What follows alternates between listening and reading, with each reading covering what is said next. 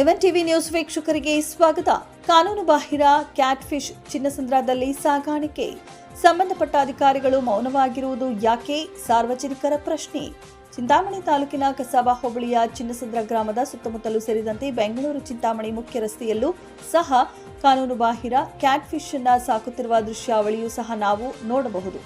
ನ್ಯಾಯಾಲಯದ ಆದೇಶದಂತೆ ಮಾರುವೆ ಮೀನು ಕಾನೂನು ಬಾಹಿರ ಆಗಿದ್ದು, ಇದನ್ನು ಸಾಕೋದ್ರಿಂದ ಜನರಿಗೆ ಆರೋಗ್ಯಕ್ಕೆ ಮಾರಕವಾಗುತ್ತದೆ ಎಂದು ತಿಳಿದಿದ್ದರೂ ಸಹ ಚಿನ್ನಸಂದ್ರದಲ್ಲಿ ಸಾಕುತ್ತಿದ್ದಾರೆ. ಈ ಮೀನುಗಳಿಗೆ ಸತ್ತ ಕೋಳಿ ಮಾಂಸವನ್ನ ಹಾಕಿ ಸಾಕುತ್ತಿದ್ದಾರೆ. ಇನ್ನು ಸುತ್ತಮುತ್ತಲೂ ಸಹ ಮಾರುವೆ ಮೀನನ್ನ ಸಾಕಲು ಗುಂಡೆಯನ್ನ ತೋಡಿ ತಯಾರಿ ಮಾಡುತ್ತಿದ್ದಾರೆ.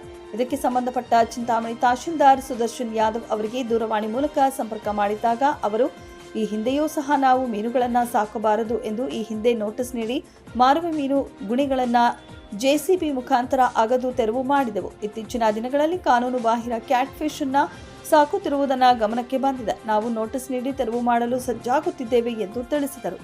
ಇನ್ನು ಇದಕ್ಕೆ ಸಂಬಂಧಪಟ್ಟ ಮೀನುಗಾರಿಕೆ ಅಧಿಕಾರಿಗಳು ತಹಶೀಲ್ದಾರ್ ಸುದರ್ಶನ್ ಯಾದವ್ ಅವರು ಆದಷ್ಟು ಬೇಗ ಕಾನೂನು ಬಾಹಿರವಾಗಿ ಸಾಕುತ್ತಿರುವ ಮೀನುಗಳನ್ನು ಇಲ್ಲಿಂದ ತೆರವು ಮಾಡಬೇಕಾಗಿ ಸಾರ್ವಜನಿಕರು ಒತ್ತಾಯಿಸಿದ್ದಾರೆ.